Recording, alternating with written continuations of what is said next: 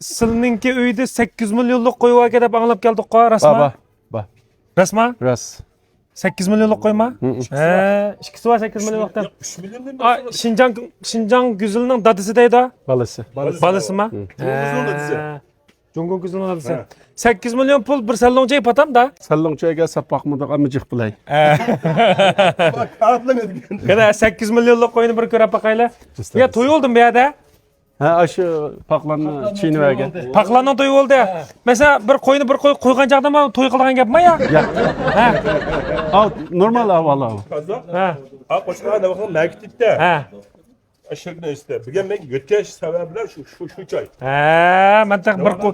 Avval yaxshimi? Bir tish qo'y ekansiz, bir to'y o'tkazib Yo'q, berdim. yo'q, yo'q, undaq qilmaymiz. Yaxshi, bugun hozir yaxshi sovrinni ustiga kelib chiqamsa. Öğüşül de etkurasa mı? Azim mal. Bizni qo'tanga boshlaydi hammadan. Ekran ve qo'tang kiram dedi. 8 milyonlik qo'shqanmi shu? Mushu. Mushu. Şu. Bu alaqa Şinjan Güzül deganning balasi. Nevrisi. Aa, da çıkmam kam, ağa çıkmam, dadısına çıkmam. Dadısına. Ma 3 milyonlik olganmi shuma?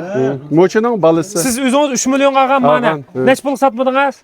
Onu 5 milyon satmay bakkan. 5 milyon satmay baqdingiz. Nech pul satsangiz? Bunu satmayımız bunu. Satmaydi anasma. Satmaydi şu. Xo'sh, buni satmaysiz, shu baqsiz, qo'ysiz. Meningki bir qitimliq nech pul qo'yapsiz? Bu normal. Normal. 20 ming qo'y. Yo'q, Ha. undaq qilmaymiz. Ko'rma, sog'liq vaqtida deb nech pul qo'yapti mana? Deyishib qo'ydigan gap muqim baho yo'q. Yo'q.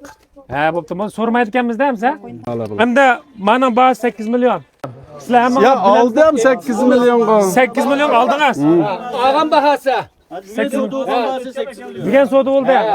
Ha, biz demak shu ma gullanchang chambiran qadar bugun shu savdoning ustiga keldik.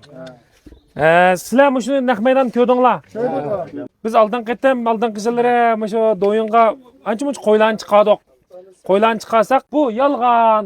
Nada bijdal qo'yni 8 milyon qoldigan. Bu hamda otni yugurishini hisob qilib turib, menda baygida futdi, menda bo'ldi deb turib, buni hisoblab turib 7 milyon 8 milyon buni hisoblasak bo'ldi. Ana kaptaningmi shunday bir şey qo'ylar ekan, buni endi hisoblasak bo'ldi. Endi bu qo'yni hamda bu ya jugatkin bo'lmasa, ya uchoqin bo'lmasa, buningdanmi shu bir go'sht chiqsa 70-80 kilo go'sht chiqadigan tursa, bu nima ish qonda bo'ladi degan bir piyonunchi shunday xatlarni yozib qo'yapti hamda bu har xil o'ylaydi hamda haq. Xo'sh, ikkinchidan mushu hamda bir necha bir 20-30 qo'ychilar o'zi tepaga munda odam yo'q edi, qo'liga yag'anda uriblar, do'yingni chiqiriblar, mana baho qilib olgan degan gapni buni ko'rib qoldim piyonunchida. Mushuning siz qanday qaraysiz hamda mushu